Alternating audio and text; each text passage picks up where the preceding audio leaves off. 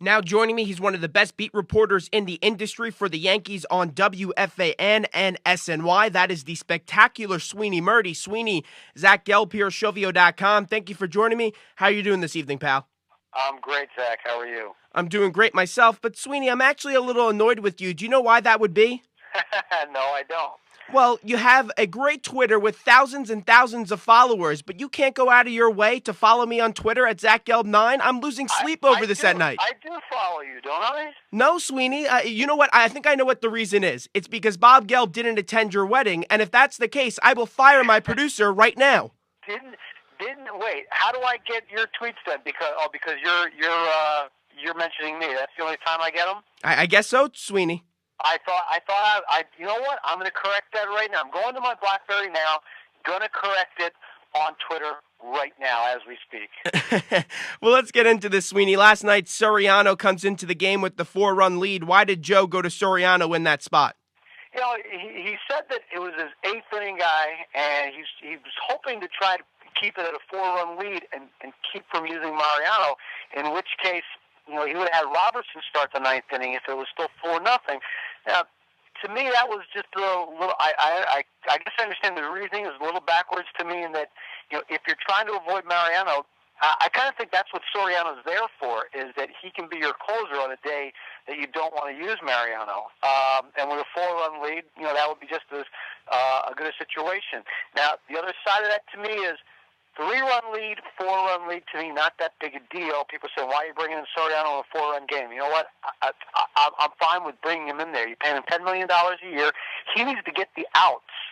This wasn't about Joe Girardi's decision-making. It was that Soriano pitched poorly, and he needed to pitch better in that spot.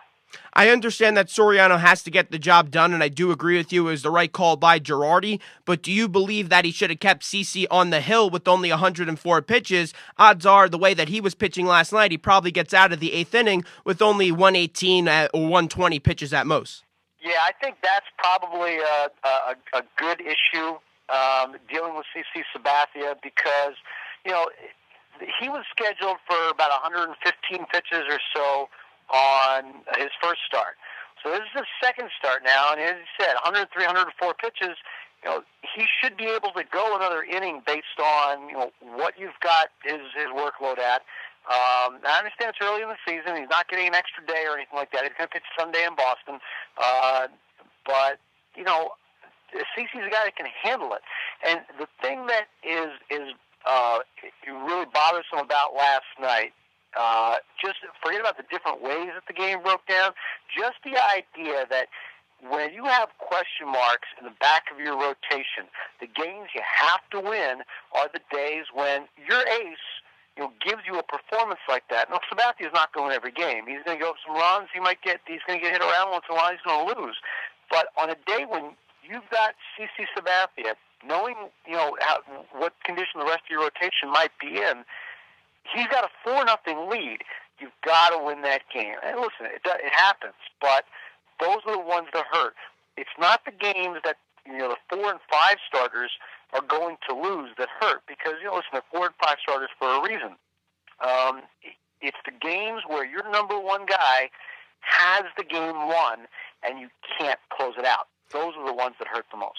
Do you believe the notion that we will see an extra motivated CeCe Sabathia this year because he can opt out of the contract once the season concludes?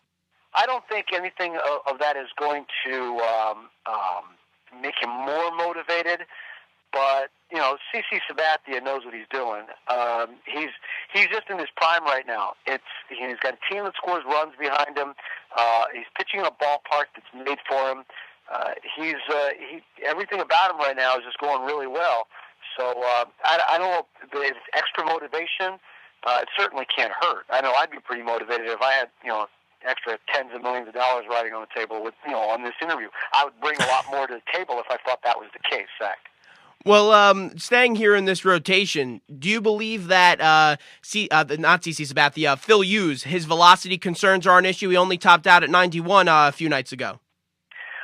Yeah, I think it's, as Larry Rothschild said, it's a concern until you see it.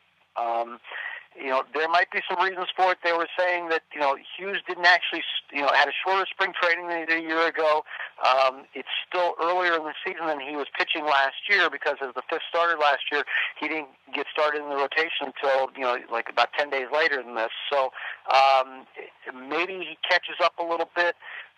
But until you see it, they say there's nothing physically wrong with him. And I think based on the fact that he has made every throwing session, every start, for since end of February, middle of February, without any complaint or injury, I think you've got to feel that's true. But this will be a concern for you until you see it. It might be a mechanical thing. I mean, you see that. A simple mechanical issue could give you an extra 4 or 5 miles an hour if he's doing something wrong. Were you stunned that Colon didn't get in this rotation and Garcia is now the fifth starter? Yeah, kind of, because I kind of looked at Colon as a guy who's very hot right now. You don't know what his stamina level is, how far into the season he's going to go. So, get as much out of him now as you can because Garcia is more of a known thing. Keep him around on your staff, make him the reliever, and then kind of flip-flop when you need to. So for that reason, I was a little shocked by it. But they're trying to get the best out of both of these guys as long as they can. So they feel that Garcia, rightfully so, is better built for the long haul, so you'll leave him in the rotation. But they feel that Colon can play up a little bit better out of the bullpen, given that his fastball was riding mostly between 92 and 94 all spring. He might be able to jack that up even just a little bit more coming out of the bullpen, and he's got an assortment of other pitches that might work well out of the pen. The other day was a bad game, but they lost that game. They lose that game ahead of time. I understand, you put up a couple of zeros, the offense keeps you right back in it, but, that game was lost earlier on as well. It wasn't just Colon. We're talking to Yankees beat reporter Sweeny Murti for WFAN and SNY. And Sweeny, what's the plan here for Kevin Millwood? Is there any plan for him down there in AAA? As they started AAA, and they'll see what he's got. If he can show them anything, and the Yankees are struggling up here, or if there's an injury of any kind, well, then he's an option. But right now they're basically taking a free look at him at AAA because Kevin Millwood could have been in Yankee camp in February 14th. He chose to keep holding out. Who knows? He might have been able to win a rotation spot if he had just come in and been part of that competition. He chose to wait, still got no offers, and had to come crawling in the last week of spring training saying, okay, I'll take your minor league offer. So now he's going to end up at AAA, whether he likes it or not, and just see if there's anything left without the major league staff looking at him, without the ability to pitch in spring training and in front of the guys who are making those decisions. So, we'll see what he's got. The scouts may say that he's just a name. It doesn't mean that he can pitch and help the Yankees right now. And what's the health report here on Pedro Feliciano? He is going to play catch sometime over these next 2 days here and see if he feels anything that the back is behind the shoulder.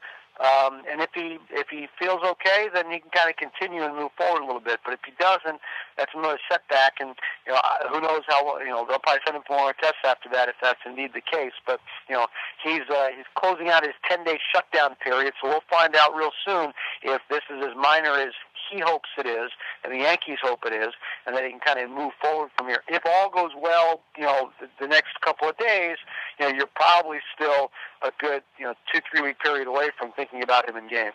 Now, how did this whole thing develop here with Brian Cashman? Where did this come about where he just said that the Mets abused him, which they did. They did pitch him a lot out there, but if you have a guy for 162 games, I guess it's their right to pitch him as long as they want to. Hey, Cashman wasn't saying that the Mets did something that he didn't know about, because that was kind of the Mets' retort was Dan Warden, the Mets pitching coach, came back and said, well, yeah, but why'd you sign him then if you thought he was overused? And Warden went on to say, in fact, well, that's one of the reasons that we didn't sign him back. So in a way, while Warden was kind of slapping Cashman around for saying what he said, he was actually acknowledging that his point was valid. So I think everybody kind of agrees that this guy pitched a lot, and these are the risks that come with it. I think that's all Cashman was saying is, listen, this guy's been abused. but he's also been one of the most productive lefty relievers in the league the last couple of years. So the fact that Brian Cashman wouldn't have said that if Pedro Feliciano is healthy and on the roster to start the season, guy gets hurt. It's fair to point, no matter which team was using it, just happens to be the Mets. It's fair to point out to that workload and say, boy, that might have had something to do with it. Not that the Yankees were unaware of it, and they took the physical with this guy very seriously because of that. But they okayed him, and then you get to the last couple of weeks of spring training, and no Pedro Feliciano. Cashman is one of the best GMs in baseball. He puts a consistent contender on the field every single year, and I understand they have a large payroll as well. But do you believe all the stuff that's going on with what happened with Soriano, what happened with the Derek Jeter contract negotiations, and now with Feliciano? Do you believe that the whole negative PR thing is putting his job in jeopardy? I don't think so. I think he's a guy that works for a boss, and sometimes there are disagreements. I think he made his statement very clear that he had to keep going on record and saying that he was not in favor of the Soriano move because that's what he'd been telling executives and agents all along. So if he wanted to save face with any of these people in any negotiations further on down the road, he couldn't just go ahead and basically they would have called BS on him every time he said anything because of the way that negotiation went down. So I think he conveyed to the Steinbrenners that he needed to make sure that his dissent was heard publicly, because otherwise he'd have no standing with anybody else negotiating from that point forward. So, and they understood that obviously, or else they wouldn't have let him speak his piece that way. A lot of people keep saying Brian Cashman's trying to get fired. Who in their right mind is trying to get fired? I think Brian Cashman's nothing but the Yankees, and he's worked for people more demanding than Hank and Hal Steinbrenner. He worked for George Steinbrenner. I don't think he's dying to run away from this job. Yeah, I agree with you 110% as we're talking to Sweeny Murti. And let's move on to this offense. There's a legitimate 5 to 8 guys on this Yankees offense that could hit 20-plus home runs. How crucial is this offense going to be for this team's success? Yeah, I get a lot of people tweeting at me last night. Says, "Boy, they're hitting too many home runs." I don't get that. I think the idea, if you could hit a home run every time you were up, I think you would take that. So I don't get how people are upset they're hitting home runs. I get that last night they got shut down after the second inning. Last couple of nights, and they haven't manufactured runs, and that'll be a long-term concern. But if it continues, but after a couple of games, some balls are flying out of the park. What's the big deal? Take it and run, because they're not going to keep hitting home runs. That's the thing. I understand they're not going to keep hitting home runs, but what do you want them to get? 25 hits a night? This team is a very good offensive team. Guys will come around. Some guys off the slow starts, some guys off the fast starts. That's just kind of the way it goes. I think you'll see this lineup settle in. I think you got to believe that Brett Gardner is going to come around. Derek Jeter is going to come around, and that top of the order is going to start doing what you had hoped it would do. Well, Teixeira's on fire with 4 home runs already. Do you believe just because everyone was saying Teixeira always starts off, that gave him extra motivation and he felt some pressure to do well to open up the year?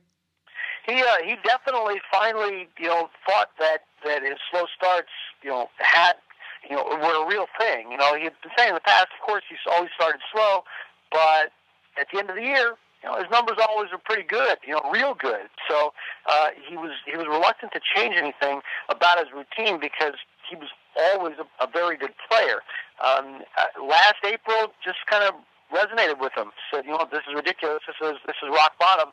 Got to find a way around another one of these slow starts. So he decided in the winter it was less weightlifting, more hitting, and he took that right into spring training as well. Just so he wouldn't feel tired out. He said his body, he felt tired. He could feel his bat was heavy in April because he had worked so hard over the winter and in the spring, and it took him a while to kind of recover from that. So cut back a little bit, and you can see the results right now, very productive. You have a great pulse on this clubhouse. Does this Yankee team really consider them an underdog? Because I just find that a little crazy to consider the Yankees an underdog when they're projected to win 90-plus games. No, I think there's people are trying to deal in absolutes. Like if you're not the favorite, you're the underdog. Well, that's not how it works. I mean, if you're not the favorite and you're only one or two games or even 5 games behind the division winner, and people still think you win 90 games, I don't think that makes you an underdog. And by the way, how's the favorites playing out for the Red Sox? That's true. I don't think that's working out very well. So I don't think you read too much in the labels. I mean, that's for us to debate. The players don't really delve into that too much. The team doesn't think about too much. It's not like they sit there and say, well, we really got to win today because we're the underdog. Got to try harder because nobody's expecting us to win. It's really just the same attitude they take. There's one thing I think, this is my 11th season covering the Yankees, and if there's one thing I've really taken away from being around athletes every day that I didn't know before, it's this true one game at a time mentality that separates the good players, the great players, the good teams and great teams from everybody else. It's been instilled, and I have people in the Yankee organization tell me this is the kind of stuff they instill at the minor league level, and they break it down. Not even just game; they break it down to each pitch. Concentration is so important. Win this pitch is a philosophy they teach in lower levels of the Yankee system. Win this pitch, then win the next pitch, and if you win more pitches than you lose by the end of the day, you're probably winning the game. You break it down. That's simple, and that's how great teams or organizations are built. And that's how the attitude players take. If you see players taking that attitude, those are the successful players. Those are the great players. And I think every one of them, if you ever get a chance to talk, I'm sure you do, however many of them you talk to, I think they will all tell you that the secret to their success is not looking too far ahead, not looking too far behind, staying in each individual moment. Yeah, you're right. I had Gronkowski on the show, Rob Gronkowski for the Patriots, and he says we just focus one game at a time and we do our job one play from another because we don't know what the future upholds. So I agree with you with that mentality. And Roy Posada, he's been in that Yankees organization for many years. Do you believe as this whole season lingers out that him going to DH will be a negative thing because it will force Alex Rodriguez not to have a day off and he's going to have to go out there and play third base? Same for Jeter and other guys on this team that have age. Well, I think you'll find days for Alex Rodriguez, and you'll find days for Derek Jeter. And listen, it doesn't mean Jorge Posada is going to play 162 games at DH. And you've got the opportunity to rest these guys. Plus, you've got you got a better bench this year than you've had in years past. A little bit more capable at the backup positions. Then I think that you feel that you're not giving away too much offensively if you sit an Alex Rodriguez or a Derek Jeter, as you may have in years past when your bench really wasn't as strong as it is this year. So. Yeah, I think there'll be plenty of opportunities there. The Erod thing is interesting. He looked in great shape all spring. Played great all spring. Looks in great physical shape and is off to a real good start. But he's trying to reverse a trend that physically he was bothered the last couple of years. And at this age, that gets hard to do. I'm not saying he's not capable of putting up a great year. I just kind of want to see what the effect is on his body after. Everybody feels great in the spring, and he looks and feels great right now. I want to see what the effect is, 30 games, 60 games, 100 games, 120 games into the season to see where, A-Rod is at physically. And now break down the series that's coming up. Yankees, Red Sox. You have it Friday, Saturday, and Sunday with the 2:05 start on Friday. I guess the Red Sox have to go out there and win 2 out of 3 to get on the right track. Yeah, I think you'd always want to, you don't want to fall too far behind anybody, and everybody's falling behind Baltimore right now of all teams. So, it's still early. The Yankees were in a position. I forget what they kind of blend together. I think it was 2007 actually. The Yankees ended up winning the wild card, but they were it was a pretty bad start to the season, and they I think in 05 and 07 both they had bad starts to the season, had to recover and go through really really strong finishes just to get into the playoffs at that point. So I think it's big because it's right now. And it's the first time, but whatever team loses that series, it's going. They'll recover from it. I don't think anybody expects the Red Sox to go 40 and 120 this year just because they've gotten off to such a rotten start. Everybody recovers. It's the first chance we get to keep score though, and Listen, that's the beauty about playing 18 times a year. I've always said that North Carolina and Duke is a great rivalry. It's nothing compared to to these guys because those guys play twice a year. Maybe three. Yankees and Red Sox 18 times a year. It's pretty special. We're talking to Sweeny Murti on the way out here, Sweeny. How about those Mets last night against your Philadelphia Phillies? A lot of people don't know that Sweeny Murti is a Philadelphia Phillies fan, although he has been covering this organization, the Yankees, for 11 years now.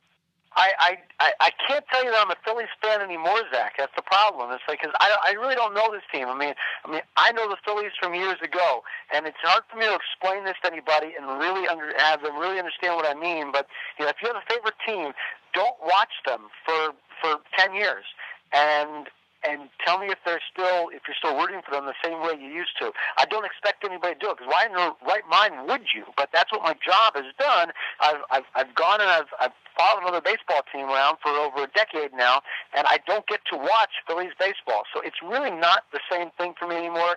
I mean, 2 years ago it was the World Series, and it didn't bother me in the least. I think they've beaten the fan out of me in that regard, but not the baseball fan of me. I love going to baseball games. I love watching the games, everything about it.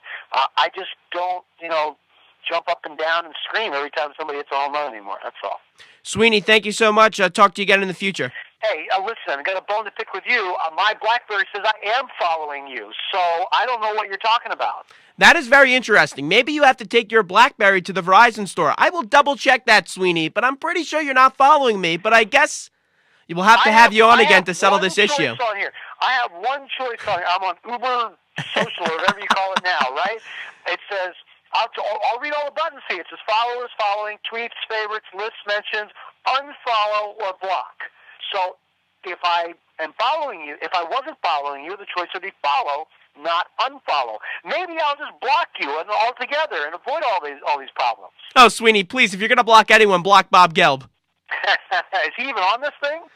He's the producer of this program, but he's at work right now, so... No, I mean, is he even on Twitter? Oh, is he on Twitter? You know what, I think his fingers are too big to actually put the buttons on the phone, you know? Wow. My God, hey, don't make fun. You'll be there. It's in the genes. You'll be there sooner or later. I'm already there, Sweeny. Thank you so much.